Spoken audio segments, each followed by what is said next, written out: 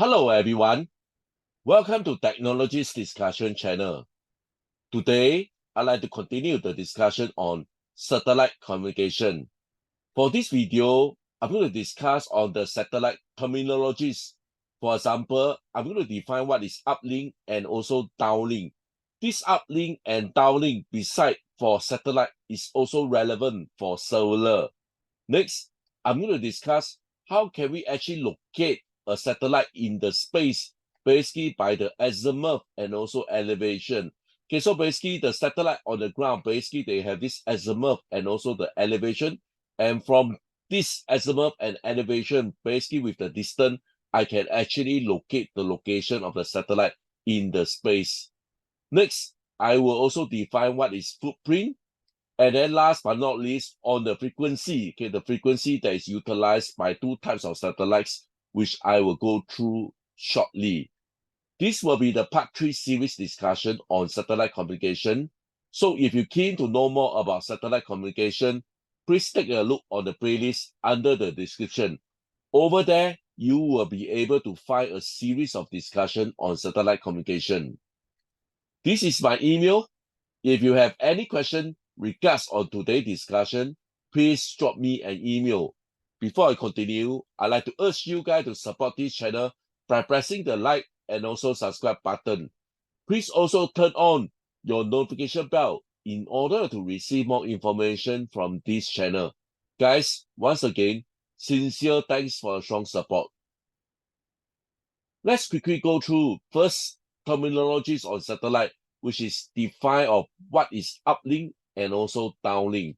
So in short, uplink is basically the signal path from the ground transmitter to satellite. Okay, which means that, for example, this is the ground earth station. Basically, when the ground earth station want to transmit information to the satellite, this is what we call a uplink. Basically, from the ground all the way to the satellite in the space. You can also imagine that you actually look up when you actually transmit this information. And then next will be called downlink. Downlink is basically the signal path from satellite to the ground receiver. Again, from here on the right hand side, you can see that this is basically the satellite in the sky, and this will be the receiving satellite earth station. And from here, you can see that this is actually called a downlink. And again, you can imagine that when you are actually up in the sky, in the space, you actually look down so that you actually transmit the information to the satellite earth station. So therefore, this is what we call a downlink. Next, okay, I'm going to quickly discuss on azimuth and also elevation. Okay, so what is actually azimuth?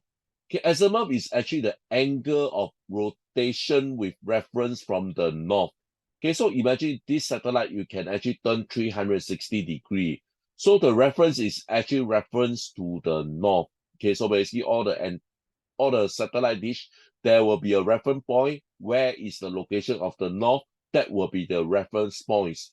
Okay, so basically this is what it means here. So basically there is a ground-based, okay, parabolic antenna. Okay, they must be rotate through clockwise to point out to a specific satellites in orbit. Okay, so basically, for example, I want to task to locate where is this location of the satellite in the space. So what I need to do is firstly, I need to rotate, okay, this satellite dish. Okay, so basically, under this azimuth with reference to the north, okay, basically, I will give an angle and you basically turn the satellite dish to whatever angle in terms of degree to locate the satellite in the space. Next will be on elevation. Okay, I guess you know the meaning of elevation. Okay, for example, how much height to tilt. Basically, this is the elevation. Okay, let's come to the proper definition of elevation. Okay, the outward tilt of the antenna with reference to the horizontal in degree required to aim the antenna at the satellite. So from here, you can see that basically this is what we call elevation.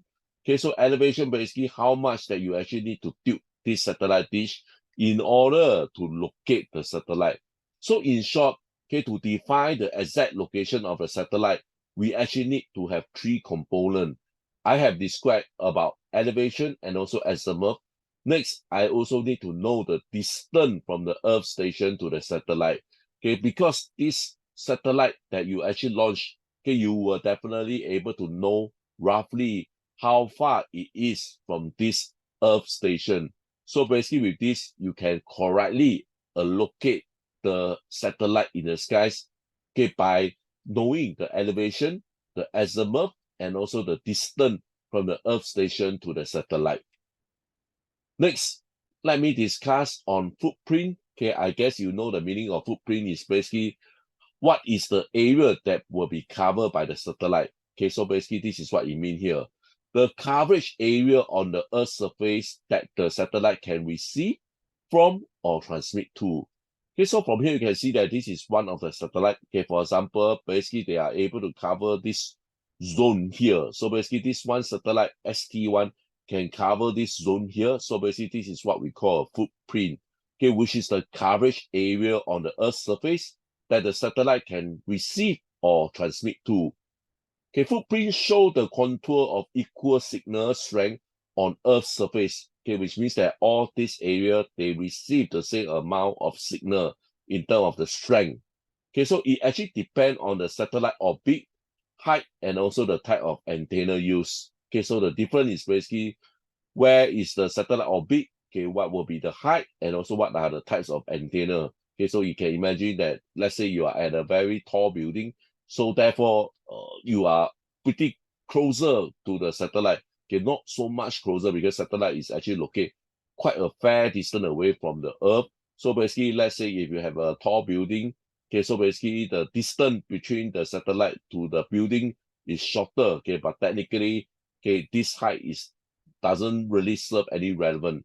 Okay, this higher altitude satellite, basically, the higher the satellite, as I have discussed earlier on, the bigger the footprint. Okay, you can imagine that just like a torchlight, when you are further away, when you shine the torchlight, okay, basically you can see a bigger so-called round circle that cover.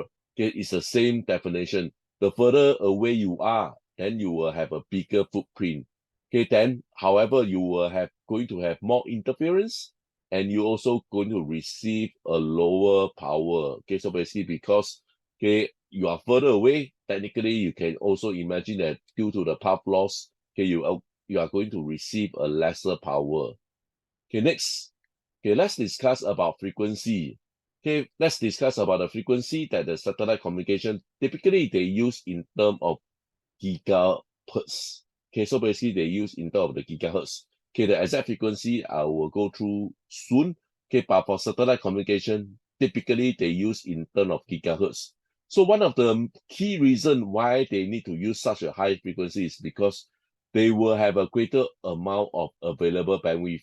Okay, as we know, okay, the so-called the frequency, we have populate more and more so-called allocate to different user, and because we require to have quite a relative large bandwidth, so therefore we need to move it to a higher frequency. When we actually move to a higher frequency, can lesser device or location on the device is basically on a higher frequency, so therefore we can afford to have a great amount of available bandwidth. So this is one of the reasons why we want to move at a high frequency. Okay, the signal waveform are shorter, so effective satellite antenna of high gain and narrow bandwidth can be built with reasonable size and weight. Okay, so it's higher frequency. Okay, so basically the wavelength will be shorter. So therefore, when the wavelength is shorter, the satellite antenna can be smaller. Okay, and then therefore we can also have a higher gain. Okay, we can have also a narrow beamwidth. Okay, which means that imagine the torchlight can be smaller. They can concentrate their power, which means that, so basically this is two key reasons why we want to move to a higher frequency.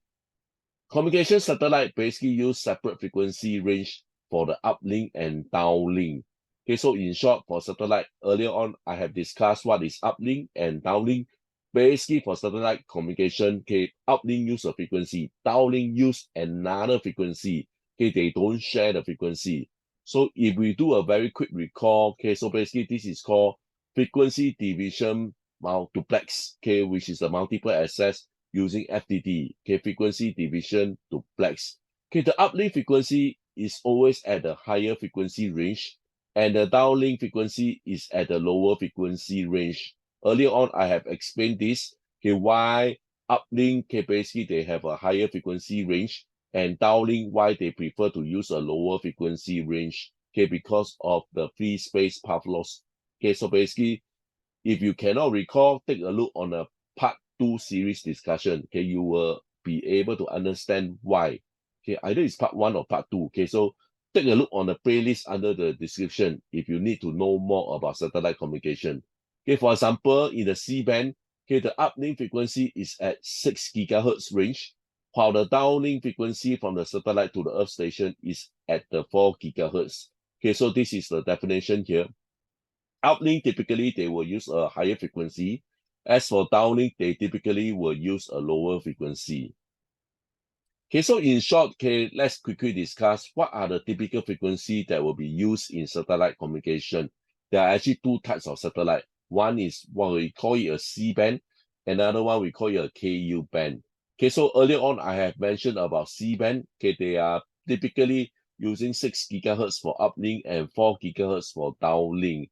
Okay, the higher the frequency, okay, the shorter the wavelength, which I have explained earlier on. So for Ku band, okay, they actually use a higher frequency. Okay, for uplink, they are using 40 gigahertz, and they actually use 12 gigahertz for downlink. Okay, so therefore for Ku band, the wavelength is about the same as raindrop. Okay, which means that the wavelength is actually very short.